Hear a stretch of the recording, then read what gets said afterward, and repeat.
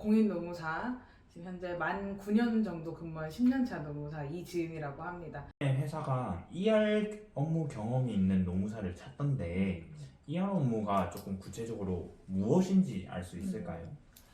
어, ER 혹은 HR 이런 용어들 많이 들어보셨을 것 같아요. 그 중에 ER이라고 하면 노무관리, 그러니까 노사관계관리라고 생각하시면 됩니다. 그래서 노사관계에 좀 집중이 되어 있다 보니까 현재의 ER 업무는 노동조합 대응 업무나 아니면 노사협의회 그리고 내부에서 발생하는 노사 간의 갈등 사건들을 다루는 그런 역할을 ER 업무라고 구분을 하고 있습니다. 그래서 노동조합이 있는 기업이나 아니면 노동조합이 발생할 것으로 생길 것으로 예상되는 기업 그리고 노사 간에 분쟁이 생겨서 행정기관에 소송을 걸거나 심판을 청구하는 일이 많은 기업에서 ER 업무 담당자를 좀 채용하고 있죠. 아무래도 쉽게 생각하면은 일단 그래도 떡을 먹어본 사람이 그렇게 할 수 있듯이 아무래도 그런 그렇구나. 그러면 이거와의 약간 좀 연장선이긴 한데 이게 대부분의 기업이 경력직반을 요구를 하시잖아요. 그러면 진짜로 대학을 졸업한 우리 신입들은 어디서 경험을 쌓아야 되는지.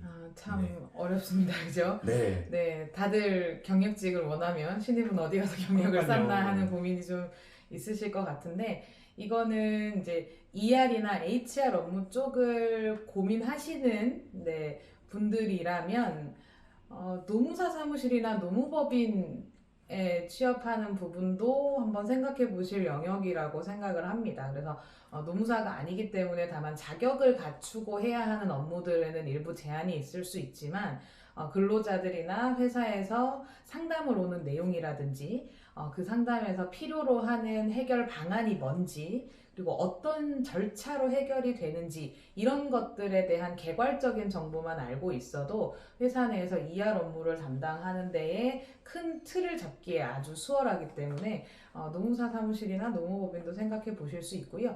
그게 좀 어렵다라고 생각이 드시면 이렇게 회사 내에 HR 부서 외에 노무 부서가 따로 있는 회사들이 있습니다. 보통은 HR 회사, 인사팀이라고 통칭하는 부서 내에서 다 해결을 하시거든요. 이것도 하고 저것도 하는 경우가 많이 있는데 그럼에도 불구하고 우리는 노무 부서가 따로 있다라고 하면 분명히 필요성이 있을 겁니다. 분쟁의 숫자가 많다든지 분쟁의 가능성이 많다든지 혹은 경영진이 그 부분에 대해서 관심이 많다든지 하는 부분이 있을 거라서 자격증이 없더라도 노무부서에 이제 신입으로 좀 이렇게 원서를 써보시고 한번 경력을 도전해 보시는 방향도 괜찮을 것 같습니다. 아무래도 이렇게 조금 그 중소기업이더라도 아무래도 조금이라도 좀 다양하게 뭔가를 해보고 그런 식으로 넘어가는 것이 좋겠다라고 네, 해석을 맞습니다. 한다는 거죠. 네.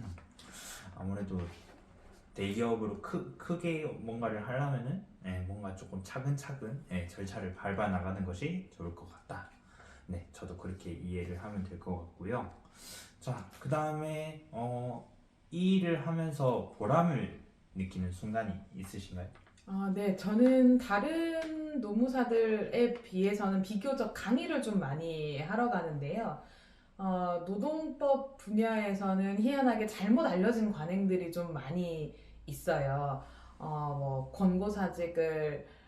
권고사직이나 해고와 관련된 거라든지 아니면 뭐 권고사직을 할 때 위로금을 한 달치를 준다든지 아니면 뭐 수습 기간에는 3개월 안에는 무조건 쉽게 자를 수 있다든지 잘못 알려진 관행들이 좀 있는데 그런 것들에 대해서 제가 강의를 통해서 좀 바로 잡아주고 그런 정보들이 도움이 됐다라는 이야기들을 해주실 때 많이 좀 보람을 느낍니다. 사실 노동법을 학교에서 배우지 않잖아요. 특히나 뭐 중고등학생들도 마찬가지고 대학생들도 학교에서 선택하지 않으면 배워보기가 참 어려운 건데 그럼에도 불구하고 우리는 모두 다 노동시장에 어떻게든 연관을 만들어야 하는 사람들이라서 그 분야에 대해서 조금이라도 이렇게 좀 습득을 하고 그걸 진짜 자기 생활에 좀 써먹고 있다 이런 말씀을 해주실 때 좀 보람을 많이 느낍니다. 을 준비하고 있는 4학년 대학생들에게 하고 싶은 말. 그러니까 쉽게 말씀을 드려서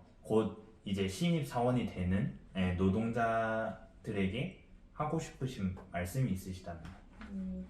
제가 현장에서 신입사원들 많이 뵈면 안타까운 부분은 면접을 많이 이제 4학년들 특히 면접 많이 보러 가실 텐데 면접을 보러 가서 굉장히 긴장해 있는 나머지 자신의 모습을 보여주시는 데는 열심히 하지만 회사의 모습을 알아오는 데는 좀 소극적이신 것 같아요. 면접은 물론 나를 보여주는 것이기도 하지만 회사에 대한 정보나 회사에 대한 특징을 알아오는 시간이기도 하거든요.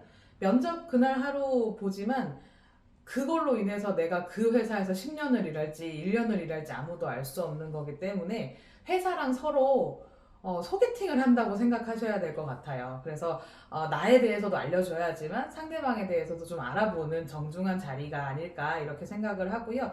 왜냐하면 취업이라는 압박 때문에 너무 좀 긴장을 하거나 혹은 이제 또 눈을 낮추라는 이런 말 때문에 쉽게 좀 면접이나 채용의 기회를 준다고 하면 이 기업의 좋고 나쁨을 가리지 않고 좀 뛰어드는 그런 모습이 좀 보이기도 한데 우리가 앞으로 일을 해야 할 시간은 너무나도 길고 많기 때문에 그 시간을 어떻게 처음 시작할지가 굉장히 중요한 거거든요. 그래서 면접을 통해서 회사에 대해서도 많이 알아보시고 그리고 요즘은 특히나 이직이 잦아졌기 때문에 좀 어려움이 없으시겠지만 이직을 한다라는 것에 대해서 너무 주눅들지 마시고 사회 초년생일 때 해볼 수 있는 경험이라고 생각합니다. 회사와 내가 맞고 맞지 않고를 잘 생각해 볼 수 있는 그런 좀 자신감을 가지고 네, 여러 군데 문도 두드려 보시고 아니다 싶으면 과감하게 사직서도 내보시고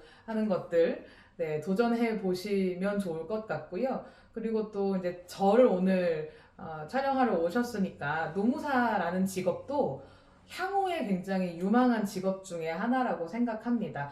특히나 노동 인구가 많이 줄어들고 있는 상황에서는 채용의 어려움도 있고 우리나라 법제 하에서 해고가 어려운 것도 있습니다. 그래서 어렵게 뽑았는데 또 마찬가지로 내보내기도 어려운 상황에 직면해 있기 때문에 우리나라에서는 노동 분쟁이라든지 이런 것들이 숫자가 줄어드는 것을 쉽게 생각하기 어렵고요.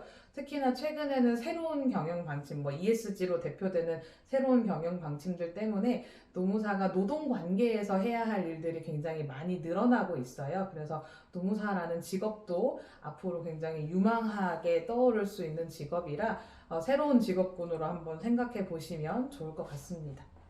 이상으로 인터뷰 마치겠습니다. 감사합니다. 네.